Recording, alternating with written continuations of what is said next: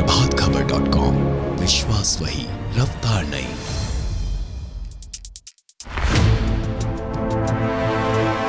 15 जून की रात भारत चीन सीमा पर मौजूद गलवान घाटी में दोनों पक्ष के सैनिकों में हिंसक झड़प हो गई।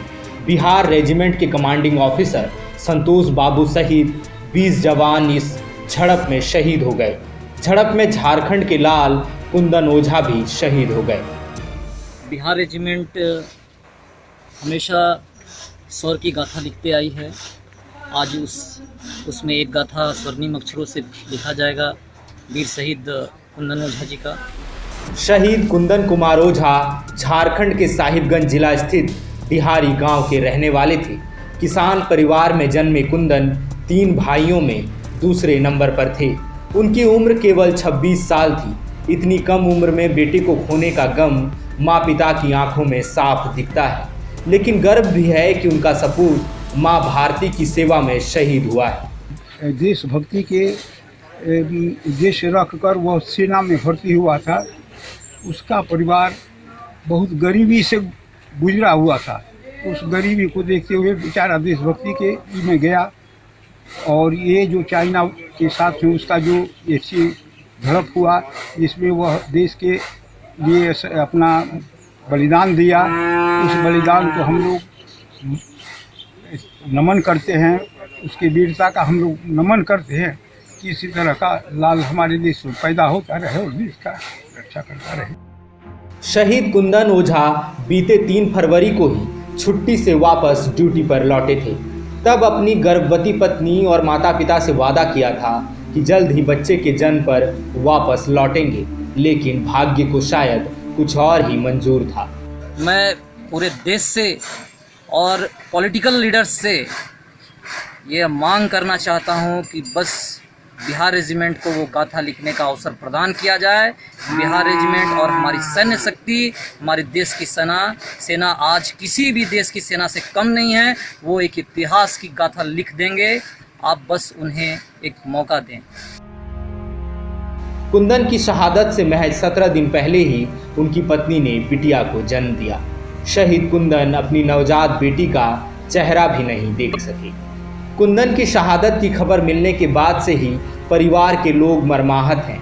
कुंदन के बुजुर्ग पिता की हालत खराब है। जवान बेटे को खोने का दर्द एक पिता ही महसूस कर सकता है। उनकी आंखों में आंसू सूख चुके हैं। पिता केवल मिलने के लिए आने वाले लोगों को टकटकी लगाए देखते रहते हैं। कभी बदहवास फर्श पर बैठ जाते हैं तो कभी चुपचाप अपना काम करने लगते हैं। वही एक लड़का इस घर का माने कमाने वाला था और 2 भाई बेरोजगार हैं, प्राइवेट में कहीं कहीं अपना नौकरी करता है। तो सरकार का व्यवस्था ऐसा होना चाहिए कि बाद में इस परिवार को माने किसी तरह का कठिनाई न हो। माँ अपने लाल को खोने के गम में बार बार बेसुध हो जाती है। कुंदन की पत्नी को तो यकीन ही नहीं हो रहा कि उनका सुहाग उजड़ चुका है। वो बस अपनी नवजात बेटी का चेहरा देखती रहती है। पत्नी नेहा देवी का दर्द उनकी आंखों से झलकता है। गांव के लोग भी दुखी हैं। दुखी इस बात के लिए कि उनके गांव का लाडला अब नहीं रहा, लेकिन गांव वालों को इस बात का गर्व भी है कि उनका कुंदन देश की रक्षा के लिए शहीद हो गया। बहुत सरल स्वभाव का लड़का था। उसके आज शहीद होने पर पूरा गांव मर्माहत है। उनका परिवार तो अलग ही है और एक तरह से इस गांव का सौभाग्य भी कहिए कि इस गांव का, इस समाज का लड़का देश के लिए शहीद हुआ है। गौरव की भी बात है, एक इतिहास भी बना। इस गांव का लड़का देश के लिए शहादत दिया है। गांव वालों का कहना है कि कुंदन ने बिहारी गांव का नाम ऊंचा किया है। इनका कहना है कि गांव के और भी लड़के कुंदन से प्रेरणा पाकर मां भारती की सेवा में सीमा पर जाएंगे। जिस भर्ती में वो बहाल हुआ था उसमें एक ही मात्र वो लड़का यहाँ से था कि वो चुना गया। उसमें वो क्षमता थी, इसलिए वो चुना गया था और देश के रक्षा करते हुए उसने अपना बलिदान दिया। कुंदन के दोस्त बताते हैं कि वो बचपन से ही काफ़ी होनहार थे। पढ़ाई के दौरान ही उनका लक्ष्य सेना में जाना था। उन्होंने साहिबगंज कॉलेज में इसलिए दाखिला लिया था क्योंकि वो एनसीसी ज्वाइन करना चाहते थे। दोस्तों का कहना है कि कुंदन का लक्ष्य देश की सेवा करना था। वो देश की सेवा के लिए ही जिए और देश सेवा में ही मौत को गले लगा लिया। 2011 की बात है, उन्होंने साहिबगंज महाविद्यालय में प्रवेश लिया था इसलिए कि वो शिक्षा के साथ साथ एनसीसी भी ज्वाइन कर सकें।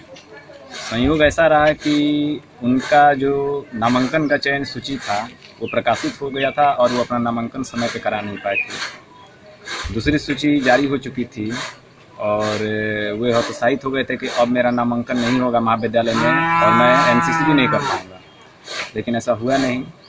उस समय के जो तत्कालीन प्राचार्य महोदय थे उनके सामने हम लोगों ने ये बातें रखी। उन्होंने उनकी लालसा को देखते हुए नामांकन लिया और नामांकन के उपरांत एनसीसी में भी हुए शामिल हो गए और एक अच्छे एनसीसी कैडेट के रूप में उभर कर सामने आए और उसी की बदौलत भारतीय सेना में वे गए। आपको बता दूं कि भारत चीन सीमा पर मई के पहले सप्ताह से ही तनाव है।